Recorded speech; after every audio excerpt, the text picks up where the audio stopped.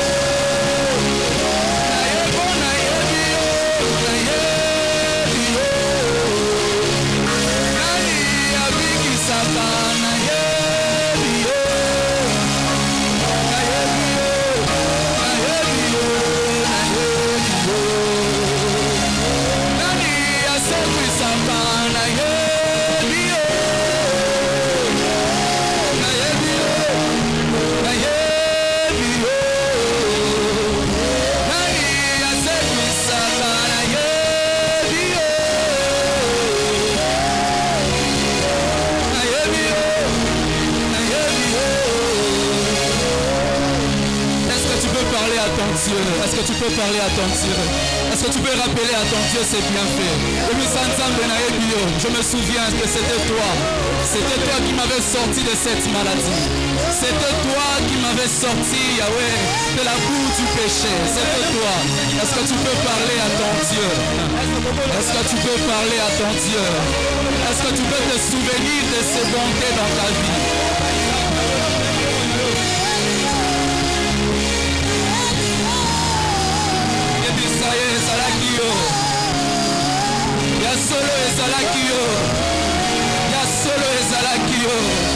Celui qui m'a délivré de l'ours, c'était toi. Celui qui m'a délivré de griffes et de lions, c'était toi. C'était toi, Seigneur mon Dieu. Tu vas le faire. Tu sais le faire. Tu peux le faire. Tu maîtrises comment le faire. Tu vas le faire. Merci de le faire. Merci de le faire. Merci de le faire. Merci de le faire. Que l'honneur et la gloire ne reviennent qu'à toi et qu'à toi seul. Que l'honneur et la gloire ne reviennent qu'à toi et qu'à toi seul. Seigneur, à qui pourrons-nous te comparer? Le Dieu de renouvellement, celui qui rend nouveau toutes choses. Yahweh, je te connais, Seigneur mon Dieu. Merci de prendre place en ces lieux. Merci, Seigneur mon Dieu. Merci de recevoir acclamation et cris de joie. Que nous te rendons, Seigneur mon Dieu, reconnaissant ta présence en ces lieux. Merci, Jésus. Que l'honneur et la gloire te reviennent. Bonsoir à tous. Nous tenons tout d'abord à remercier l'Éternel Dieu qui nous a fait grâce de nous tenir devant vous. Et nous remercions papa et maman pour le choix sur notre modeste personne jeune que nous sommes. Et je vous remercie, vous aussi qui êtes là depuis, ça fait déjà 12 jours. Merci pour votre présence. Je prie que le Seigneur vous paye au centuple. Je remercie aussi mes responsables du département et mentors et pères. Je cite Papa Patrick et Papa Raphaël pour ces enseignements, ce conseil. Je prie aussi que le Seigneur les rende au centuple de ce qu'ils ont sémé dans nos vies.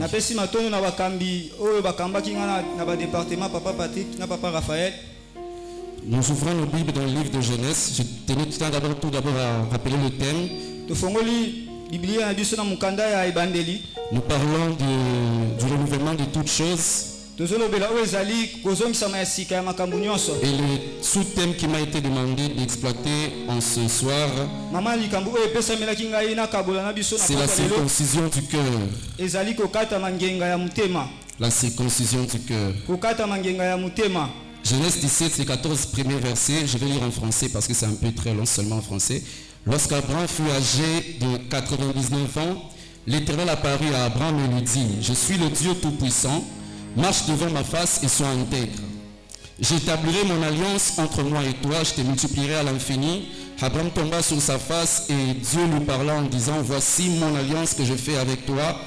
Tu deviendras père d'une multitude de nations. On ne t'appellera plus Abraham, on t'appellera Abraham.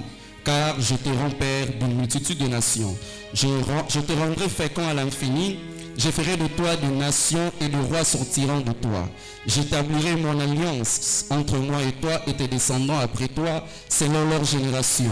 Ce sera une alliance perpétuelle en vertu de laquelle je serai ton Dieu, celui de ta postérité après toi. Je te donnerai à tes descendants après toi le pays que tu habites comme étranger. Tous les Canaan en possession perpétuelle, je serai leur Dieu. Dieu dit à Abraham, toi tu garderas mon alliance, toi et tes descendants, après toi selon leur génération. C'est ici mon alliance que vous garderez entre moi et vous, et ta postérité après toi. Tout mâle parmi vous sera circoncis. Vous vous circoncirez et ce sera un signe d'alliance entre moi et vous.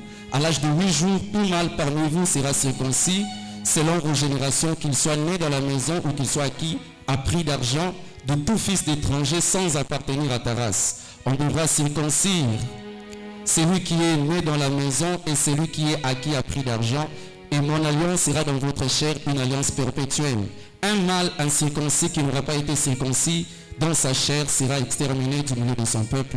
Il aura violé mon alliance. Romains 2, les 2 derniers versets. Le juif, ce n'est pas celui qui a les dehors, et la circoncision, ce n'est pas celle qui est visible dans la chair, mais le juif, c'est celui qui l'est intérieurement, et la circoncision, c'est celle du cœur, selon l'esprit et non selon la lettre. La louange de ce juif ne vient pas des hommes, mais de Dieu.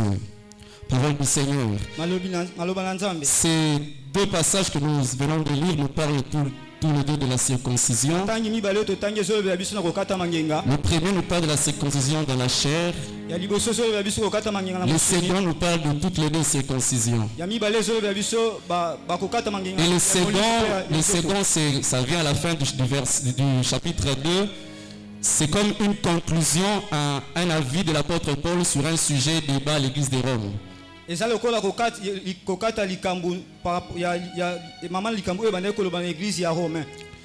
L'église de Rome était composée de 2 grandes catégories de chrétiens. Il y avait les chrétiens d'origine juive. Il y avait les chrétiens d'origine païenne. Et les chrétiens d'origine juive enseignaient qu'il fallait se faire circoncire dans la chair pour être sauvé. Et les païens et qui ont reçu l'évangile auprès de Paul ont appris qu'il n'était plus obligatoire de se faire circoncire dans la chair pour être sauvé.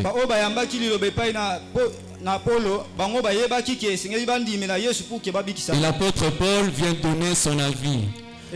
L'apôtre Paul vient donner une définition commune de ce qu'est la circoncision. Il vise une harmonie entre ces 2 catégories de chrétiens. Une église, c'est une vision, un message, une doctrine. L'apôtre Paul voulait que dans cette église qu'il y ait une seule vision, un même message, une même doctrine. Et il les a fait savoir que les juifs et les païens, le circoncis ou l'incirconcis, ce n'est pas celui qui l'est dans la chair. Mais c'est celui qui l'est intérieurement dans son cœur. Romains 2, le 9e verset, il dit « Tribulation et angoisse sur toute âme d'homme qui fait le mal, sur le juif premièrement, puis sur le grec. Gloire, honneur et paix pour quiconque fait le bien, pour le juif premièrement, puis pour le grec. » Cela veut dire que tu sois circoncis dans la chair ou non, incirconcis dans la chair ou non. Si tu fais le bien, tu es sauvé. Si tu fais le mal, tu n'attendras que tribulation et angoisse.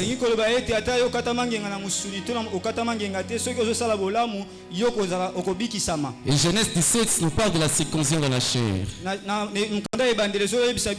La circoncision de la chair était un rite qui consistait à enlever une peau supplémentaire qui s'apparentait être comme un défaut. Et la circoncision de la chair était comme un signe d'appartenance ou un signe d'identification pour savoir qui est fils d'Abraham et qui ne l'est pas. Dieu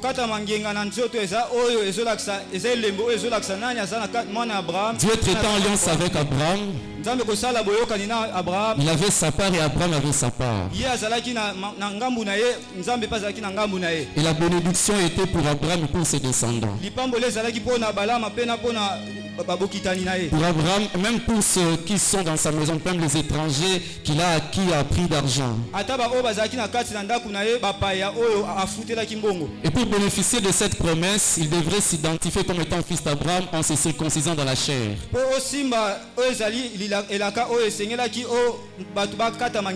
Donc la circoncision dans la chair était un signe d'appartenance et d'identification comme étant fils d'Abraham. Au-delà d'être un signe d'appartenance, c'était un signe de rappel. Ça devrait rappeler aux enfants d'Israël, aux fils d'Abraham, que nous sommes fils d'Abraham et qu'il y a une promesse sur nous.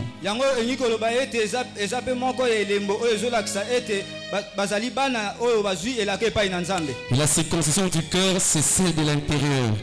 Dans la circoncision du cœur, nous soignons un défaut dans l'intérieur. Dieu dit à Abraham, Genèse 17, verset 1, marche devant ma face et sois intègre. L'intégrité est une qualité intérieure dans l'homme. L'intégrité, c'est une qualité abstraite, c'est qu'on ne peut pas voir l'intégrité. Et nous savons en français tout ce qui est comme une qualité immatérielle, abstraite, nous l'attribuons au cœur. Celui qui est honnête, nous disons qu'il est honnête de son cœur. Celui qui est méchant, nous disons qu'il est méchant de son cœur. Donc en disant Abraham, marche devant ma face et sois intègre, c'était un commandement à Abraham pour qu'il soigne son cœur d'abord. Quand Dieu dit à Abraham, sois intègre, il veut lui dire sois intègre de ton cœur. Cela veut dire avant de soigner l'extérieur, Dieu dit d'abord à Abraham de soigner son intérieur. Et là je comprends que le commandement sur la circoncision dans le cœur avait commencé depuis Genèse 17 avec Abraham.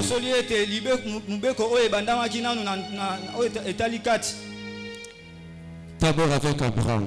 Être intègre, c'est être propre, sans défaut, sans pur.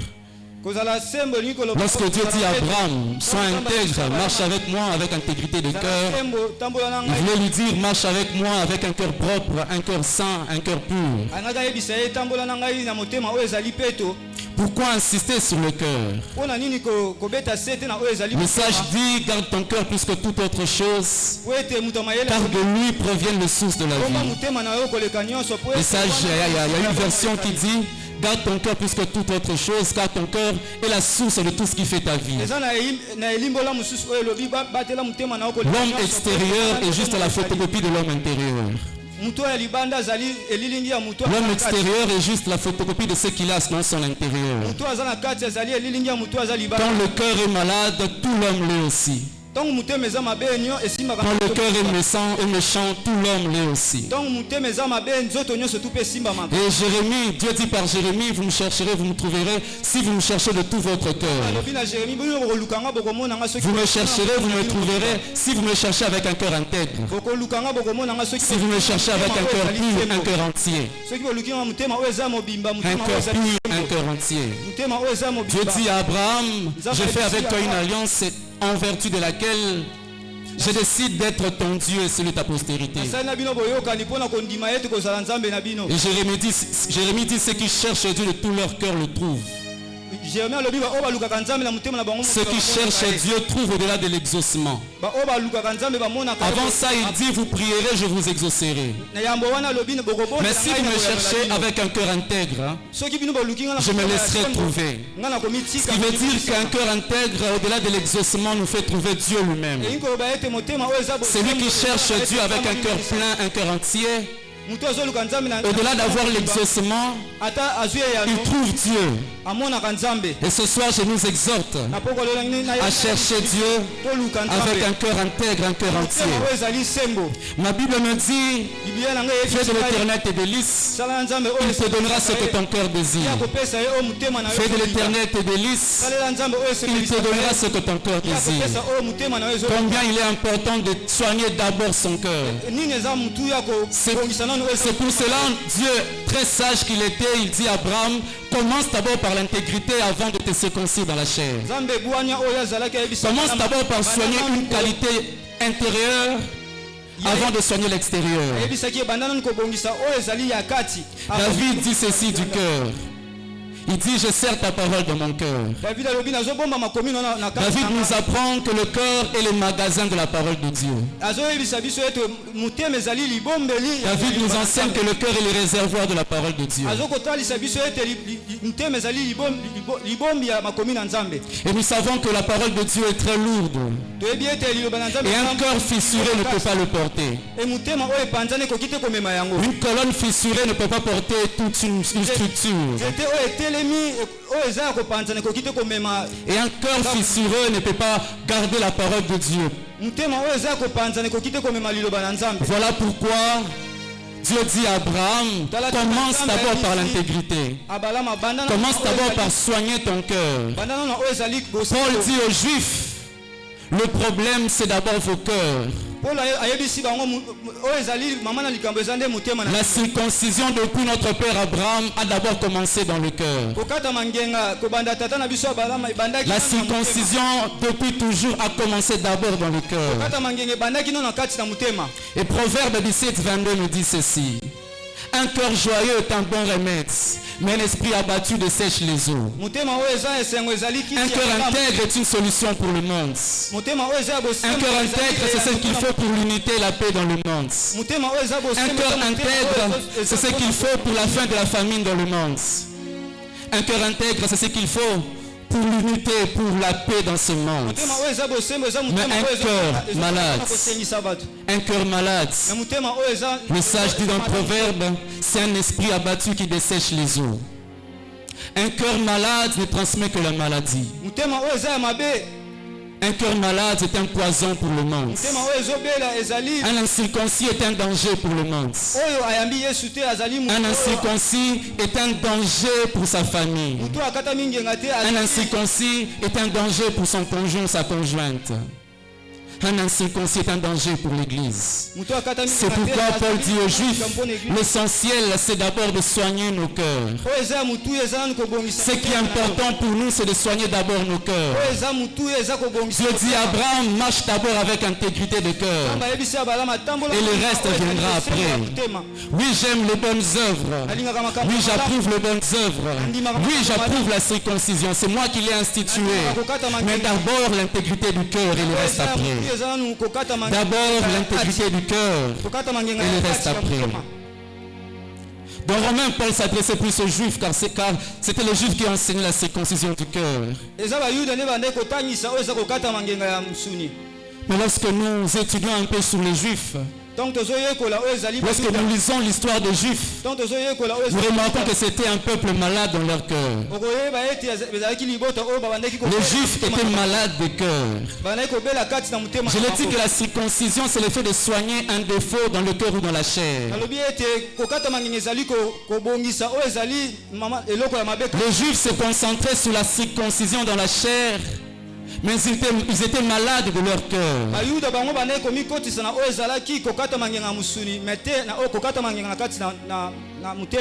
Tout au long de leur parcours, les Juifs n'ont ajouté que péché sur péché. Le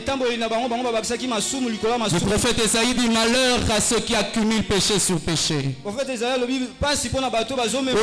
ils ajoutaient péché. À la désobéissance, ils ajoutaient la désobéissance. Et pourtant, la vraie formule, c'est péché, confession. La vraie formule, c'est péché plus abondant. Mais le peuple juif ajoutait péché sur péché. Et cela a détruit leur cœur. Cela a rendu leur cœur dur. Ils avaient un cœur insensible. Ils avaient un cœur malade à cause de la séduction du péché. Ils étaient malades. Et ils devraient d'abord soigner leur cœur. Ils devraient d'abord soigner leur cœur. Dieu dit des Juifs d'Israël, j'ai tendu ma main vers un peuple rebelle. J'ai tendu ma main vers un peuple qui a ajouté péché sur péché. Et le péché est un poison pour le cœur. Le péché rend le cœur dur. Le péché rend nos cœurs un cœur de pomme, un cœur de pierre.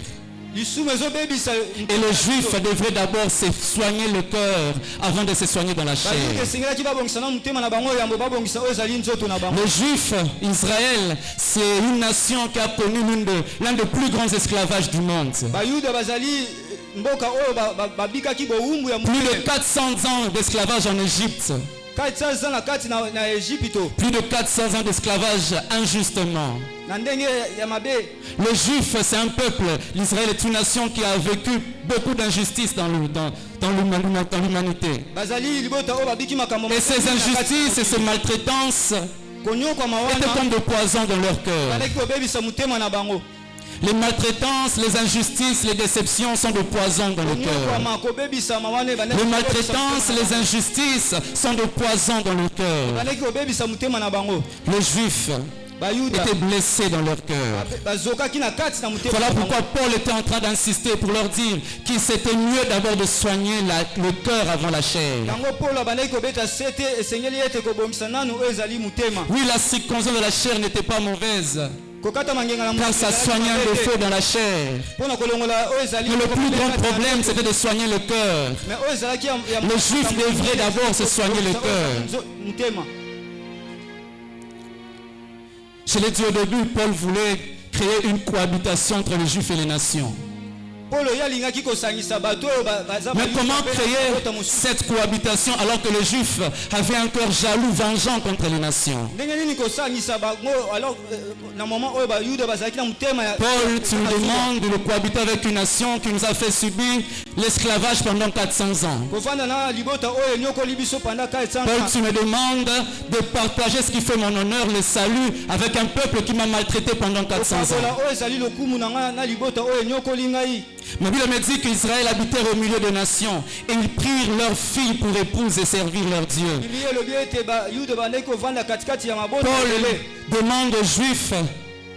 Paul demande aux Juifs de vivre et de partager ce qui fait leur gloire avec ce peuple qui les a fait pécher.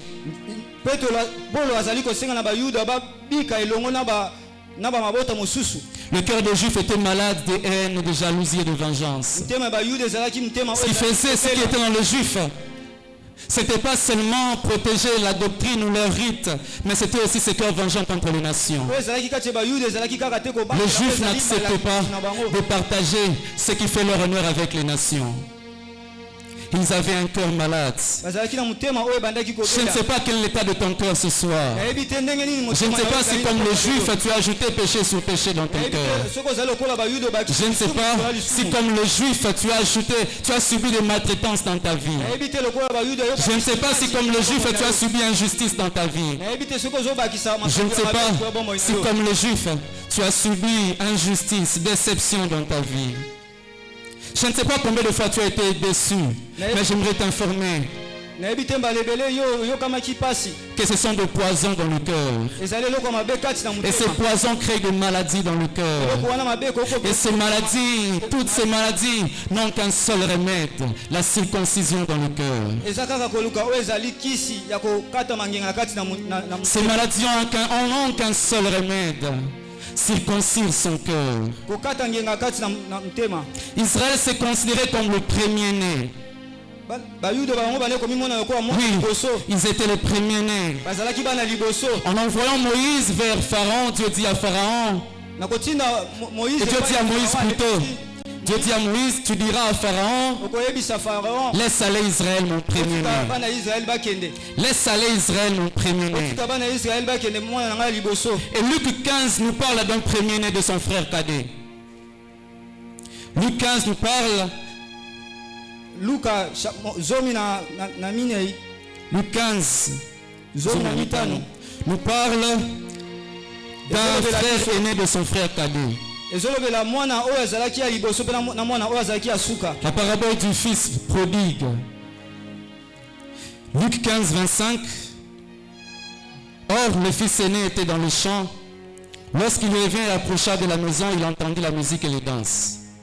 Il appela un de ses serviteurs et lui demanda ce que c'était.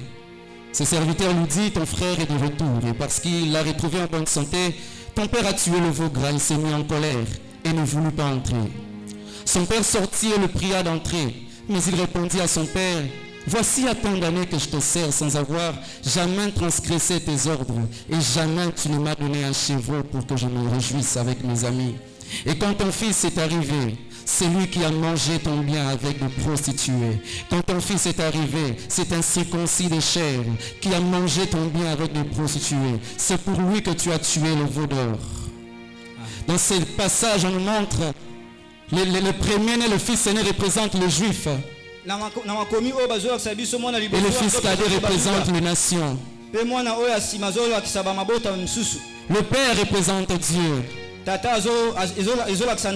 Le fils cadet était parti, il avait pris tous ses biens, il est parti. Il a dilapidé tous ses biens. Il est retourné auprès du Père. Lorsqu'il retourne près du Père, le Père l'accueille. Et il organise une fête pour son retour. Mais le fils aîné, le juif, malade de son cœur. Le fils aîné, celui qui se préoccupe d'abord de soigner sa chair au lieu de soigner son cœur. Il n'était pas content. Il se fâche. Il était jaloux de son frère. Très jaloux de son frère. La Bible dit au verset 28, il s'est mis en colère et ne voulut pas entrer. On lui dit, ton père se réjouit parce que ton frère est retrouvé. Mais lui, il se fâche. Comment se fâcher alors que ton frère s'est retrouvé? Comment tu peux te fâcher alors que ton frère qui était perdu est retrouvé?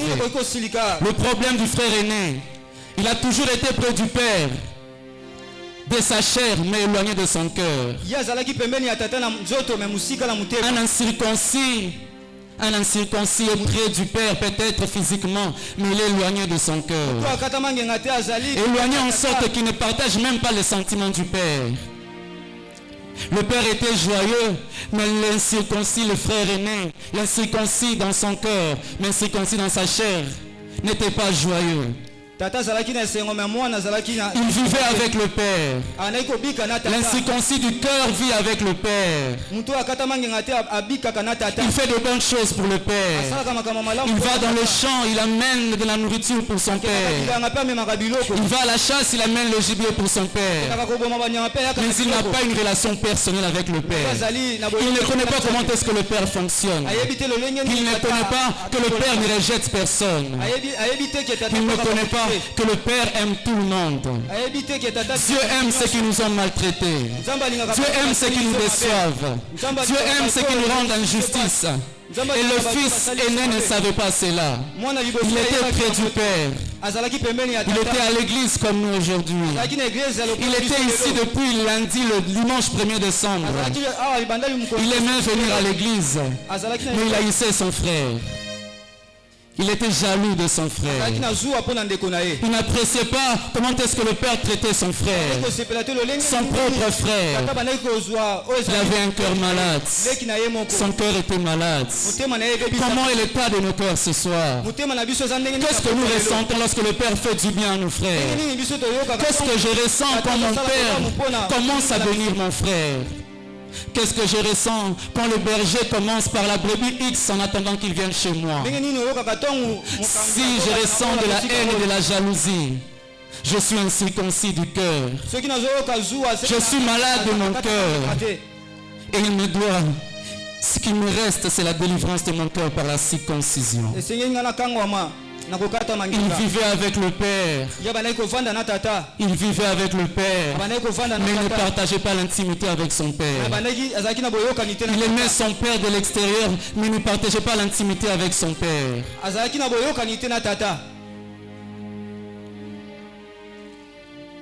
Le frère aîné, l'incirconcis, est en colère quand tu vois son frère prospérer.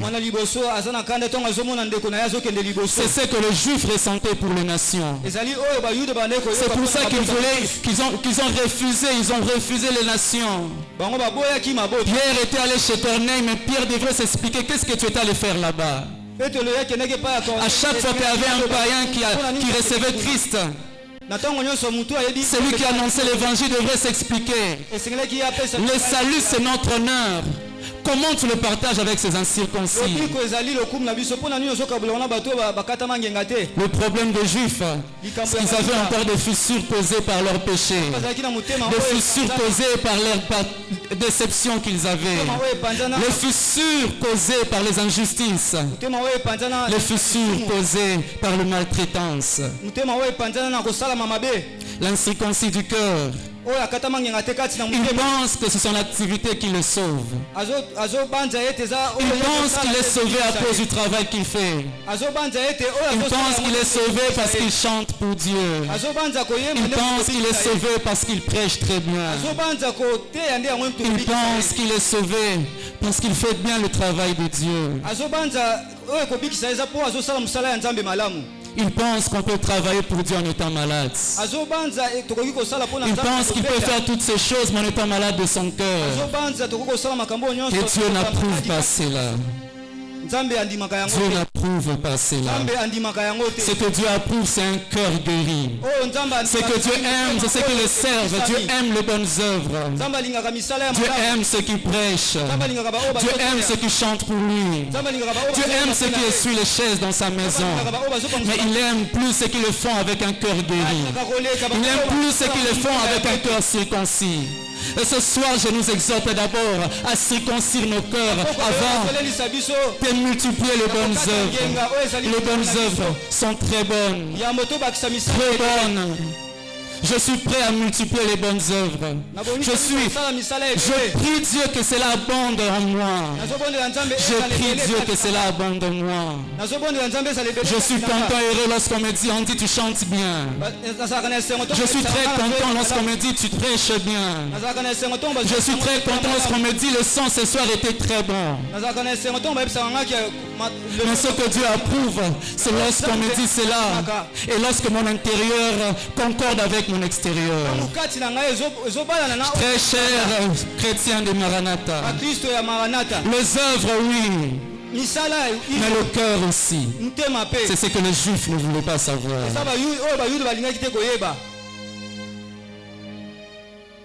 Le fils aîné oublie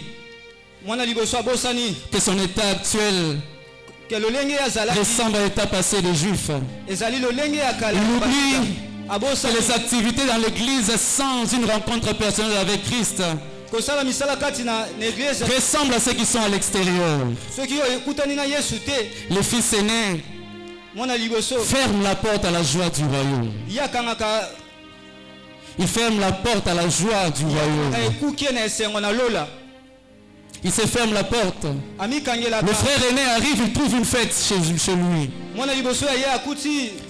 Personne ne l'a chassé. Personne ne l'a interdit.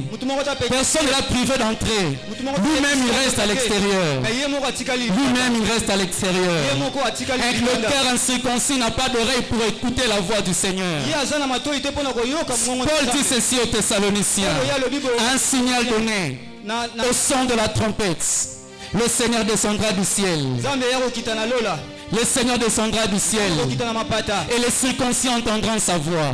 Ce que le frère aîné devrait faire, c'est d'entrer directement dans la joie du Père. Le Père était en train de danser. Lorsque la Bible parle de la joie, on nous parle du royaume des cieux. Lorsqu'on parle de la fête, on nous parle du royaume des cieux.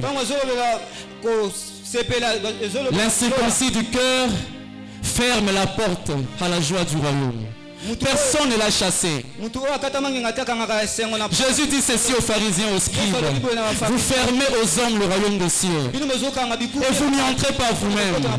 L'incirconcis ferme la porte aux hommes du royaume des cieux et il n'y entre pas lui-même.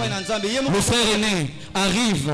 Il trouve tout le monde dans la fête et il appelle un serviteur qui est à l'intérieur. Il appelle celui qui était déjà à la fête.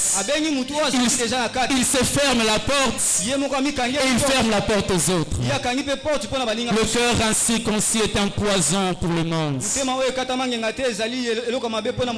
L'incirconcis est un poison pour le monde. Voilà pourquoi à Abraham, Dieu a d'abord dit: Abraham, sois intègre de cœur. Voilà pourquoi chez les Romains, Paul a d'abord dit: circoncisez-vous dans le cœur. Circoncisez-vous dans le cœur. Mais gloire soit rendue à Dieu. Gloire soit rendue à Dieu. Au verset 28 de Luc 15, la Bible dit: son père sortit et le pria. Son père est quand même sorti pour le prendre. Son père est quand même sorti pour le supplier. Son père est sorti pour le convaincre d'entrer. Son père est sorti pour le convaincre d'entrer. Il dit: mon enfant, mon enfant, mon enfant, tu es toujours avec moi. Tu es toujours dans mon champ. Tu es toujours dans mon œuvre. Et tout ce que j'ai, c'est à toi. Réjouis-toi, mon enfant, car ton frère était mort, il est revenu à la vie. Oh, ce soir encore, le Père vient vers ceux qui ont refusé d'entrer. Ce soir encore, le Père vient te dire: mon enfant, réjouissons-nous. Réjouissons-nous. Entre dans la joie du royaume. Entre dans la joie du royaume. Entre dans la joie du royaume. Entre dans la joie du royaume. Je vais parler de 3 choses sur la circoncision, après quoi nous allons prier. Matthieu 3, 5 à 9. Les habitants de Jérusalem, de toute la Judée, Matthieu 3, 5 à 9, le baptême de Jean-Baptiste. Les habitants de Jérusalem, de toute la Judée, de tout le pays, des environs du Jourdain, se rendaient auprès de lui et confessant leurs péchés. Ils se faisaient baptiser par lui dans le fleuve du Jourdain. Mais voyant venir à son baptême beaucoup de pharisiens et de sadducéens, il leur dit: race de vipères, qui vous a appris à fuir la colère à venir? Produisez donc du fruit digne de repentance et ne prétendez pas dire en vous-même: nous avons Abraham pour père, car je vous déclare que de ces pierres-ci, Dieu peut susciter des enfants à Abraham. Amen. Je vous parle du baptême de Jean-Baptiste. Jean-Baptiste était en train de baptiser et il y avait une grande foule qui le suivait. Une grande foule qui le suivait. Et la formule de Jean-Baptiste, c'était commencer d'abord par la confession du péché. Il fallait d'abord que ceux qui viennent se faire baptiser reconnaissent leur état de péché.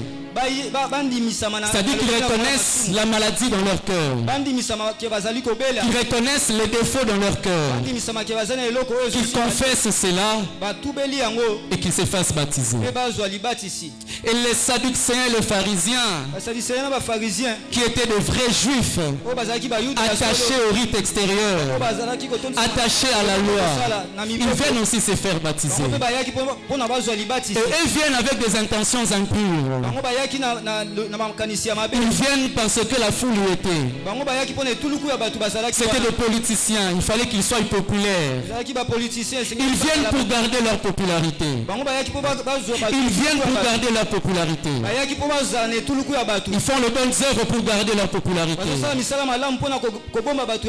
sont dans la maison de Dieu pour garder leur popularité.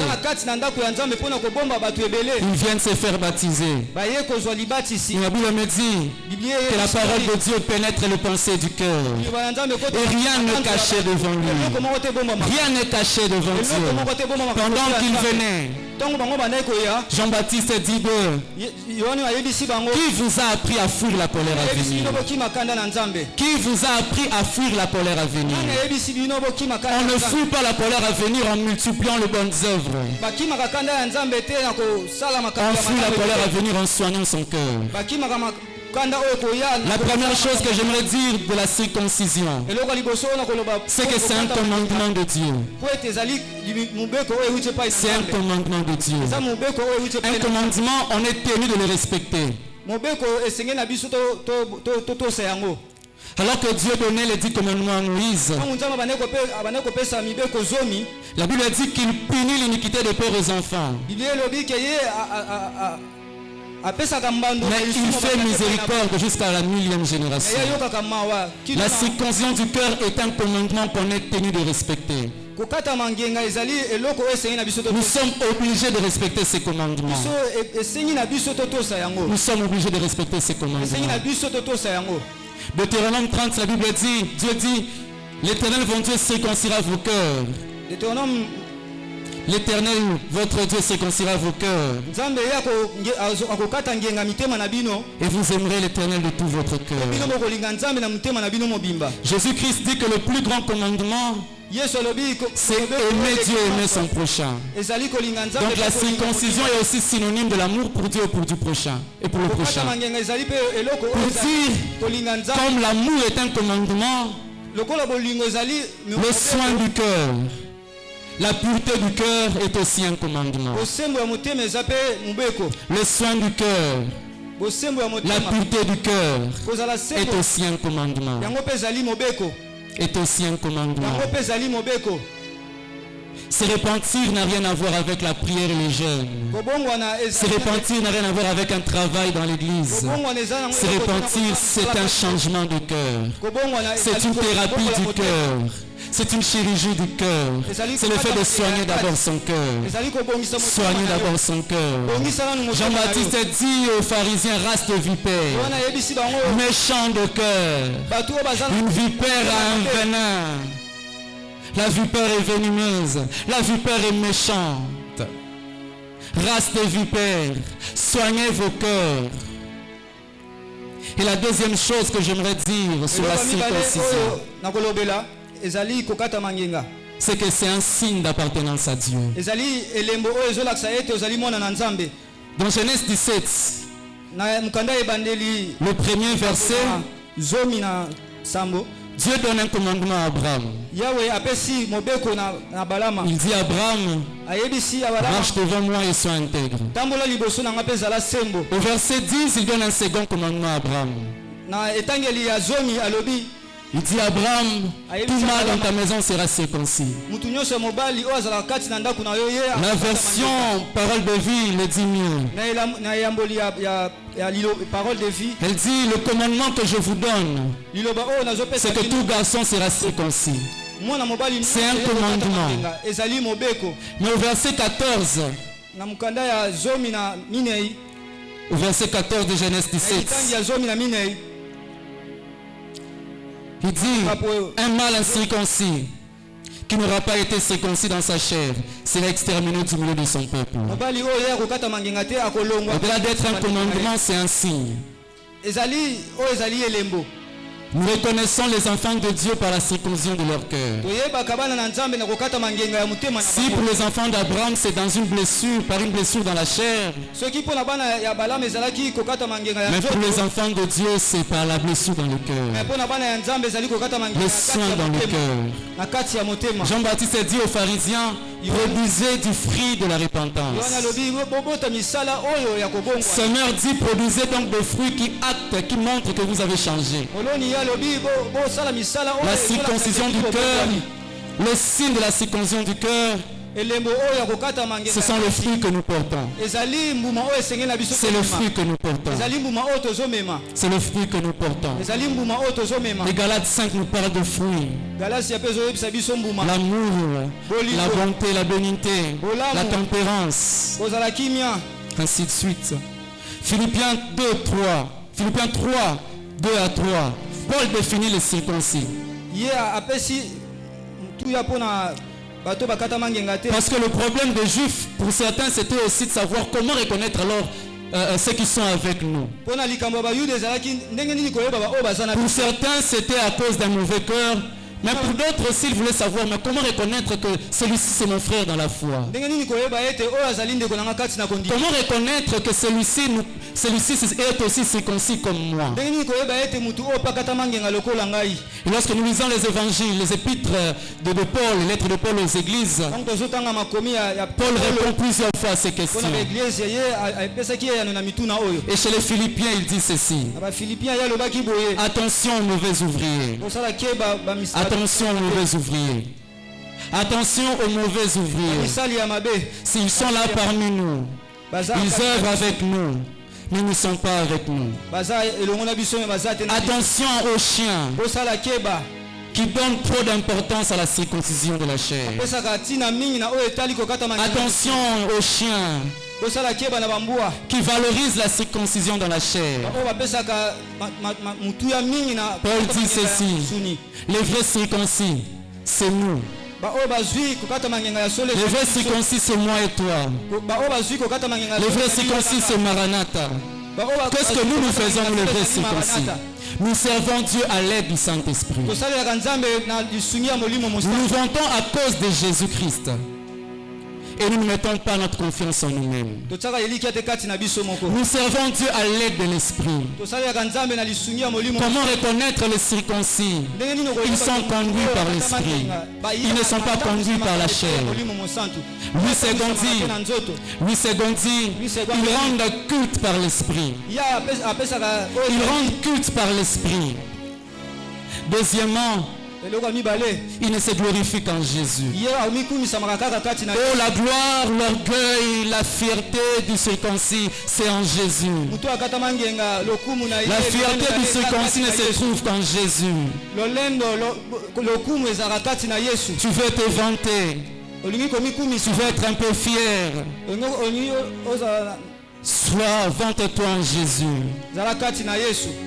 Glorifie-toi en Jésus. Glorifions-nous en Jésus. Le vrai circoncis se glorifie en Jésus. Chez les Colossiens, encore cette fausse doctrine. Paul dit aux Colossiens: prenez garde que personne ne fasse de vous sa proie par la philosophie et par une vaine tromperie. Mais appuyez-vous sur Christ. Ne vous appuyez pas sur les rudiments du monde, mais appuyez-vous sur Christ. Car en Christ habite corporellement toute la plénitude de la divinité. Vous avez tout pleinement en Jésus, qui est le chef de toute domination et de toute autorité. Et c'est en lui que vous avez été circoncis. La circoncision dans le cœur, c'est Jésus qui le fait. C'est en Jésus que vous avez été circoncis. D'une circoncision que la main n'a pas faite, mais de la circoncision de Christ, qui consiste dans le dépouillement du corps de la chair. Qui consiste dans le dépouillement du corps de la chair. Les circoncis dans le cœur ne se glorifient qu'en Jésus. Les Juifs présentaient leurs bonnes œuvres. Les Juifs présentaient les œuvres de leur Père. Il disait: nous sommes fils d'Abraham.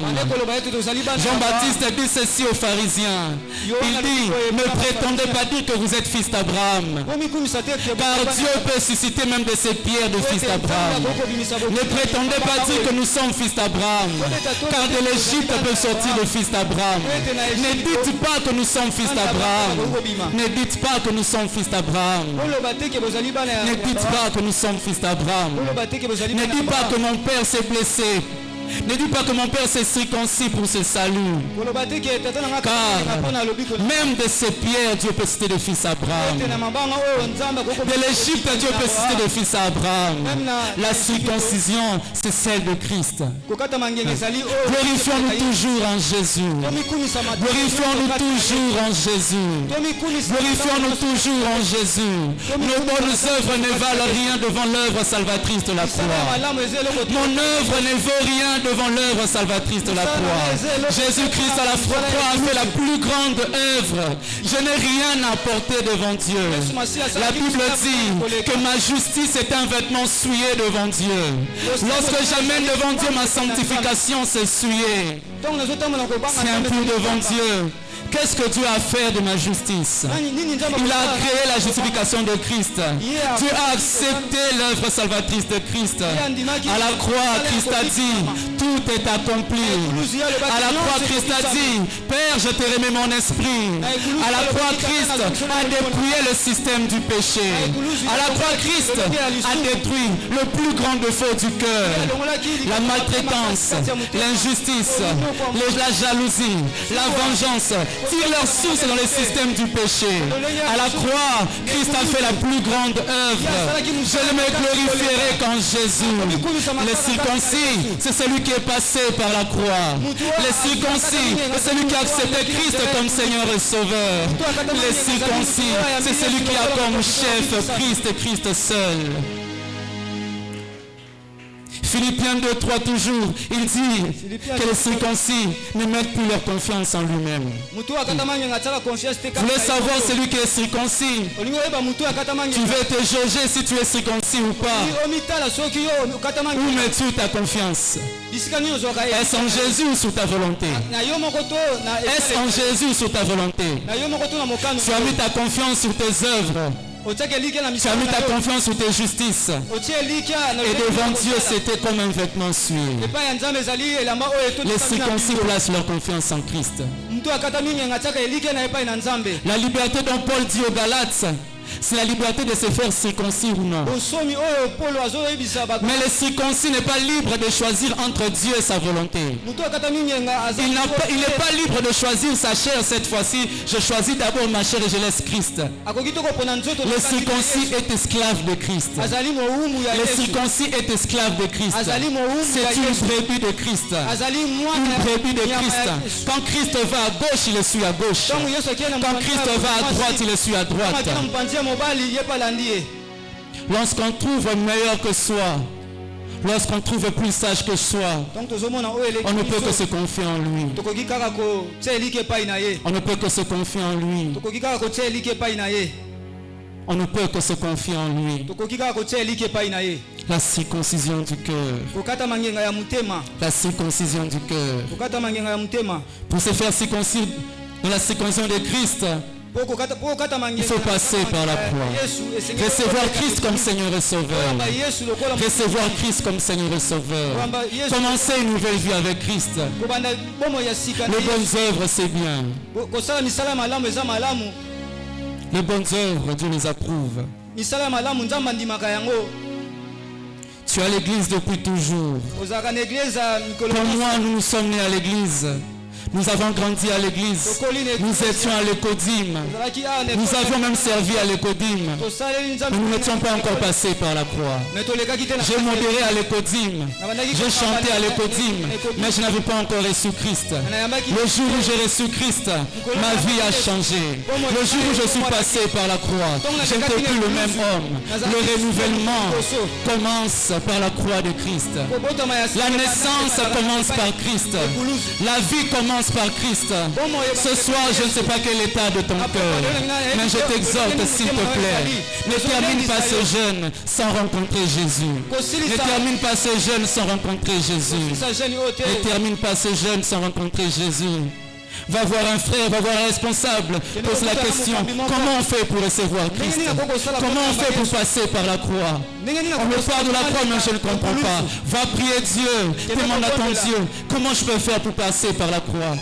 Vous savez, dans Acte 10, il y avait quelqu'un, Corneille, lui aussi passait par ces moments-là. Il voulait se faire circoncire.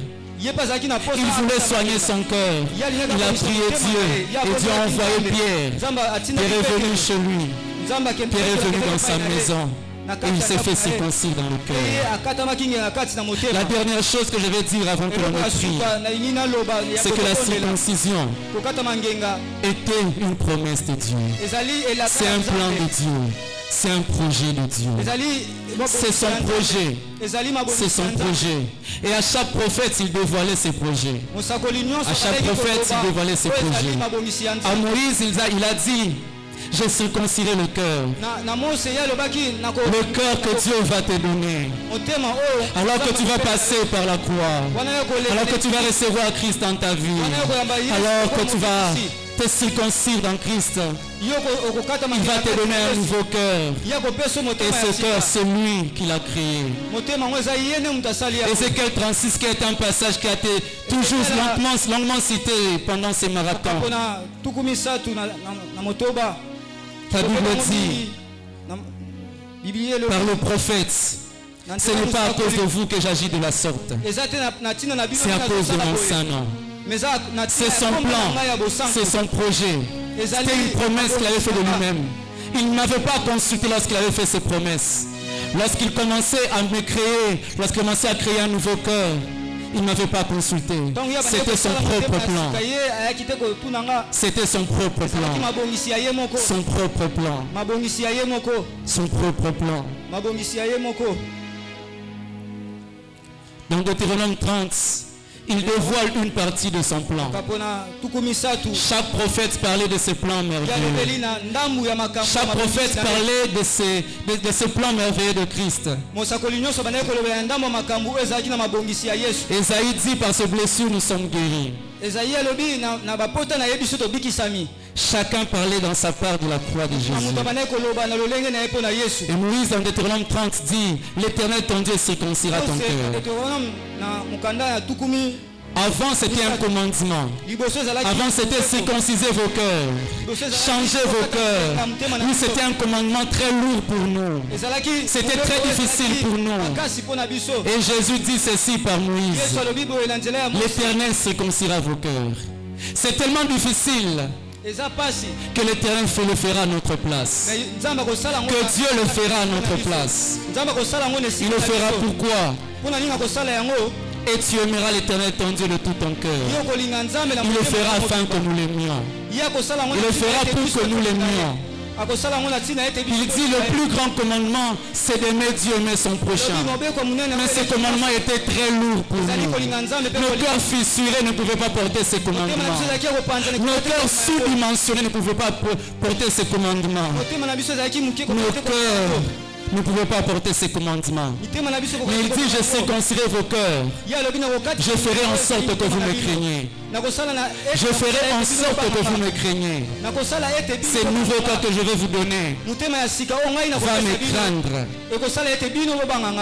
Au verset 11, il dit, Deutéronome 31, il dit, le commandement que je t'ai prescrit aujourd'hui n'est certainement point au-dessus de tes forces et hors de ta portée. Il n'est pas dans le ciel pour que tu dises qui montera pour nous au ciel et nous ira chercher. Qui nous le fera entendre afin que nous le mettions en pratique. Il n'est pas de l'autre côté de la mer pour que tu dises qui passera pour nous de l'autre côté de la mer. Et nous l'ira chercher. Qui nous le fera entendre afin que nous le mettions en pratique. C'est une chose au contraire qui est tout près de toi, dans ta bouche et dans ton cœur. Le commandement de Dieu, il va le mettre dans nos cœurs. Chez nous, dans le BTP, on appelle ça la reprise en sous-œuvre. Il va chemiser la colonne. Il va surdimensionner la colonne, en sorte que cette colonne supporte le commandement. Je l'ai dit au début, que le cœur c'est le magasin de la parole de Dieu. Et cette parole était lourde pour nous. Le commandement de Dieu était très lourd pour nous. Et ça a créé des fissures dans nos cœurs. Et lorsqu'il vient, il soigne nos cœurs. Et nous pouvons porter ses commandements. Nous pouvons prendre plaisir à respecter Dieu, à craindre Dieu. Prendre plaisir à craindre Dieu. Prendre plaisir à craindre Dieu. Ce qui était difficile deviendra facile. Ce commandement qui était difficile pour moi deviendra facile. Ces péchés qui m'ont environné plus facilement, je vais facilement le vaincre. Très facilement le vaincre. Très facilement le vaincre. Est-ce qu'il y a quelqu'un qui croit en cela? Est-ce qu'il y a quelqu'un qui croit en cela? Écoutez encore ce qu'il dit. Alléluia. Que Dieu soit béni. À cause du cœur qu'il va nous donner, il se décide de nous bénir. Non seulement spirituellement, pas seulement avec le don spirituel, pas seulement avec l'onction, mais matériellement aussi. Le verset 9, il dit ceci: l'Éternel ton Dieu te comblera de bien en faisant prospérer tous les travaux de tes mains, le fruit de tes entrailles, le fruit de tes troupeaux et le fruit de ton sol. Il comblera de prospérité le fruit de tes entrailles, le fruit de tes troupeaux, le fruit de ton sol. Le Seigneur, non seulement il va nous bénir spirituellement, mais il le fera matériellement. Tu sais pourquoi il le fera? Parce que cette fois-ci, tu ne feras pas comme le fils cadet. Tu auras un cœur pour rester auprès de Dieu après la bénédiction. Si la première bénédiction t'est éloignée de Dieu, la seconde t'approchera, t'amènera encore plus près de Dieu. Parce que tu as maintenant un nouveau cœur. Tu as un cœur nouveau. Un cœur qui ne se glorifie qu'en Jésus. Tu seras tellement béni que ta bénédiction va te faire approcher de Dieu. Le Seigneur va tellement te bénir que tu seras très proche de Dieu qu'avant. Le Seigneur va tellement te bénir que tu seras très proche de Dieu avant. Il va bénir tes enfants et les enfants de tes enfants. Le troupeau, ton sol, tes biens, tes projets, tu vas réussir en abondance. Tu vas réussir avec exagération. Tu vas réussir avec exagération. Et cette fois-ci, si la dernière fois tu avais réussi et tu étais parti, cette fois-ci, tu réussiras et tu reviendras plus fort. Cette fois-ci, tu réussiras et tu seras plus près de lui. Les hommes s'étonneront. Les hommes s'étonneront. Ils diront, est-ce la même personne? Est-ce la même personne? Non, ce n'est pas la même personne. Le cœur a été soigné. Le cœur a été changé. Il dit encore, je prendrai de nouveaux plaisirs à votre bonheur, comme je prenais plaisir à celui de tes pères. Le Seigneur prendra plaisir en toi. Il prendra plaisir en toi. La Bible dit lorsqu'il créait, dans Genèse 1, quand il crée, il regarde, il admirait ses créatures. Il crée, il dit, cela est très bon. De la même manière qu'il prenait plaisir à Adam et Ève, il prend plaisir en toi. Parce que lorsqu'il te voit, il ne voit pas tes œuvres, il voit Christ en toi. Il voit Jésus en toi. Et comme il prend plaisir en Jésus, il prendra plaisir en toi. Il va te bénir avec amour. Il va te bénir avec plaisir. Il va te bénir avec plaisir. C'est avec joie que Dieu va te bénir. C'est avec joie que Dieu va te bénir. C'est avec joie que Dieu va te bénir. Jésus-Christ à la croix est mort pour toi. Jésus-Christ à la croix a donné son tout pour nous. Il est mort pour nous. Christ est mort pour nous. Il a donné avec exagération. Il a donné sa vie, son souffle pour nous. Et le Seigneur va le faire avec exagération. Il va prendre plaisir à nous bénir. Maranatha, Dieu prendra plaisir à nous bénir. Dieu prendra plaisir à nous bénir. Dieu prend plaisir à nous bénir. Dieu prend plaisir à nous bénir. Est-ce que tu crois à cela? Est-ce que nous croyons à ces choses? Est-ce que nous croyons à ces choses? Est-ce que nous pouvons acclamer Jésus si nous croyons à ces choses? Est-ce que nous pouvons pousser des cris de joie si nous croyons à ces choses? Est-ce qu'il y a quelqu'un qui croit en ces choses? Et celui qui croit en ces choses va prier pour ce cœur. Celui qui croit en ces choses va prier pour que Dieu soigne son cœur. Tu connais l'état de ton cœur, mais je t'informe que c'était une promesse, un plan, un projet, un dessein de Dieu qui a été accompli en Christ. Vous savez, ça fait 12 jours que nous sommes là. Ça fait 12 jours que je mange moi. Ça fait toujours que je travaille moi. J'avais commencé une formation, une auto-formation que j'ai arrêtée. 12 jours. Et je ne veux pas sortir de ce toujours avec un cœur malade. Moi, je ne sortirai pas de ce toujours avec un cœur malade. Et je sais, je crois que ce sera le cas pour toi aussi. Vous savez, Jésus-Christ, il a tiré de foule. Dans Marc 8, on a dit qu'il avait attiré plus de 4000 personnes. Plus de 4000 personnes. Ici, nous sommes moins de 1000. Jésus-Christ avait attiré 4000 personnes dans Marc 8. Ils étaient là pendant 3 jours, ils suivaient Jésus. Nous sommes là depuis 12 jours déjà, 13 jours si je me trompe pas. 3 jours seulement, ils suivaient Jésus. Ils étaient là à suivre Jésus. Marc 8 me dit, Jésus-Christ les regarde. Il était ému de compassion pour eux. Il avait pitié d'eux. Il s'est dit, ces hommes me suivent depuis 3 jours. Ils n'ont rien mangé. Ces hommes me suivent depuis 3 jours. Ils n'ont rien mangé. Jésus dit, si je les renvoie à jeun, ils leur manqueront de force en cours de route. Jésus te dit de ce soir, il a pitié de toi. S'il te renvoie avec ses cœurs, tu ne reviendras plus. Il veut te bénir. Tu partiras et tu reviendras. Tu partiras et tu reviendras. Tu partiras et tu reviendras. C'est l'année prochaine sera une année où nous monterons. L'aigle monte et ne se lasse point. L'aigle monte et ne se lasse point. Est-ce que pendant quelques minutes tu peux prier pour ton cœur?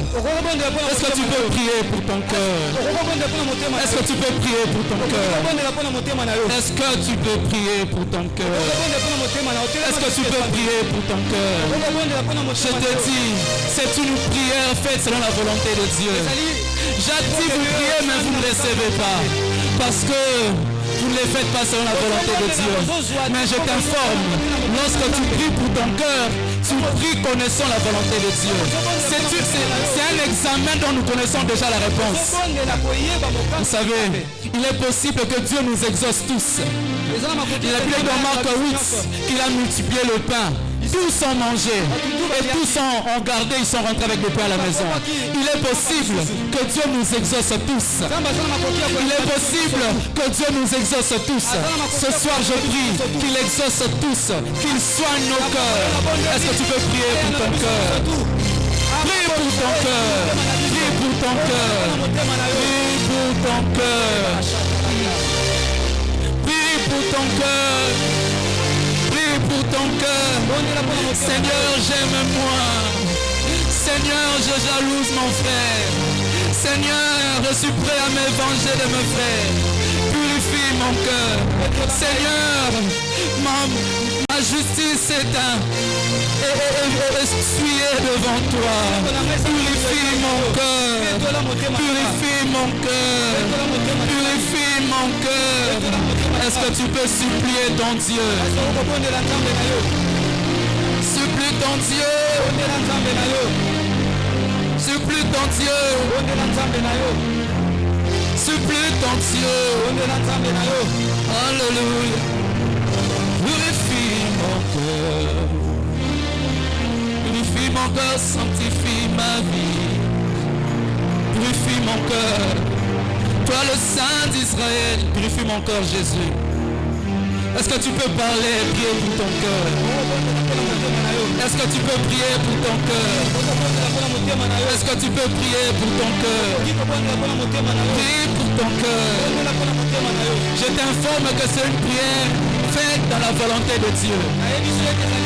Tu veux prier sans la volonté de Dieu, prie pour ton cœur.